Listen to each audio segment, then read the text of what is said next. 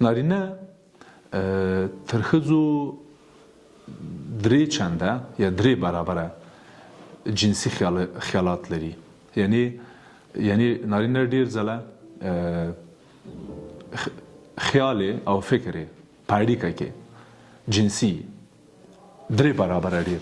یعنی کله چې نارینه له ښځینه سره په یوه قهوې د څښلو لپاره کیني، یو چېرته په اصطلاح په نامزدۍ کې مثلا چغلبازۍ ته ځي، ښځه ډېر غواړي چې نارینه چې اوس چغلبازۍ ته راغلی په اصطلاح زه به قصې ورسره وکړم. ښځه دا غواړي.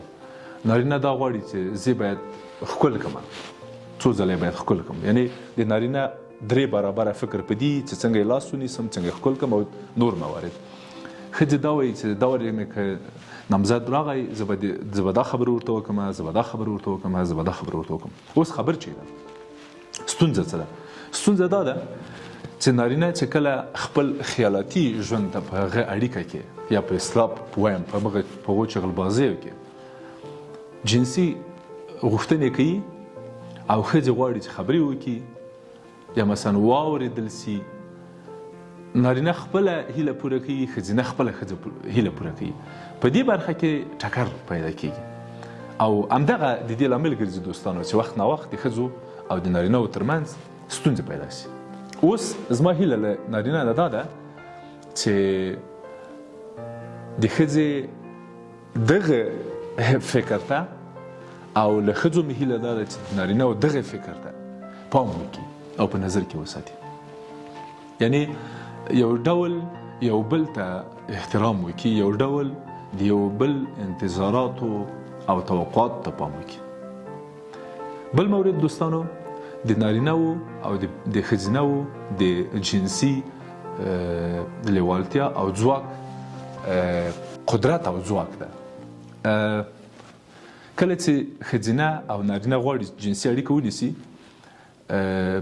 ښځې چون ژوند دی د ماشومانو پالنې، پخلی، د کور جارو کولې، کاروبار ته بیرون که کار لري هلته تللې، درس ویلی د ښځینه، په سیاست کې دخیلېدنې، په ښوونه او روزنه کې دخیلېدنې، په یو پوځ کې او بل چېرته نظامي مسایلو کې اشتراک یا د نارینه اشتراک.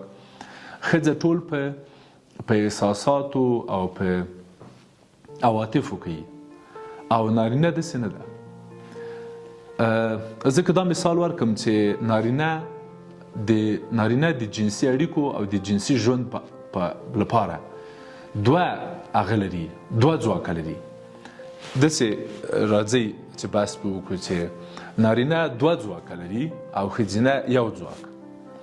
نارینه د خپل یو ځواک راخلي، سیاست پې کوي، تجارت پې کوي، بازار ته پې ځي، اقتصادي مسایل پې څېړي، شهرتي مسایل پې څېړي، قومي مسایل پې څېړي، مذهبي مسایلو ته پکې داخلیږي، نور دا کارونه پې کوي او ټول هغه ژوند چې نارینه یې لري هغه پهغه کوي. که دې کې هر څومره ستړی سي، هر څومره خسته سي، هر څومره ضله سي، هر څومره بوخت سي، هر څومره په تشویش سي، هر څومره بریالی سي، هماغه یو ځواک باندې هغه کار کوي. په اصطلاح داسې اجازه راکوي ووایم چې هماغه یوه بیټرۍ چې لري، دوه بیټرۍ لري نارینه، دوه بیټرۍ لري، دواړه یې چارج دي. یوه بیټرۍ نه او د یوې بیټرۍ له چارج نه د نورو مسایلو لپاره کار اخلي. د یوه بیټرۍ همیشه نارینه سره د جنسي اړیکو لپاره په اصطلاح پرته وي یا ورسره ایښي، خو ښځینه برعکس یوه بیټرۍ لري او دا چې کله چارج کړي د یوه بیټرۍ، په دې یوه بیټرۍ هر څه کوي. جنسي اړیکه هم پې نیسي، ماشومان هم پې پالي، سیاست هم پې کوي، بازار ته هم پې ځي، بزنس هم پې کوي، هر څه پې کوي، فیشني مسایلو موډلینګ و دې شیانو ته هم پې رسي. اوس خبره دا ده کله چې ښځینه له دغې بیټرۍ نه کار اخلي او ځواک یې کمیږي، په اصطلاح چارج کمیږي، او نارینه هلته یوه ځانګړې بیټرۍ ځان سره لري، د ښځې او نارینه په منځ کې ستونزه پېښېږي. ښځه ورته وایي چې ګوره زه ستړې یم، زه ماشومانو خسته کړی یم، زه نن وظیفې ته تللی وم، ما نن یو سیمینار درلوده، ما نن یو کار درلوده، ما نن موټرواني کوله، زه نن له ښاره لرې سفر ته تللی وم، یو ولایت ته، یو ولسوالۍ ته تللی وم او بېرته ډېره خسته یم خلاصه. او نارینه ورته وایي چې نه، ما او تا باید جنسي اړیکه ولرو او ته باید زما هیلې ته رسیدګي وکړي. ښځه په داسې یو مورد کې نشي کولی چې د نارینه دغې هیلې ته رسیدګي وکړي. او نارینه ور تر وره همیشه هر چیرته په هر وضعیت کې په ستړیا کې په سیاست کې بازار په هر مورد کې تیار ده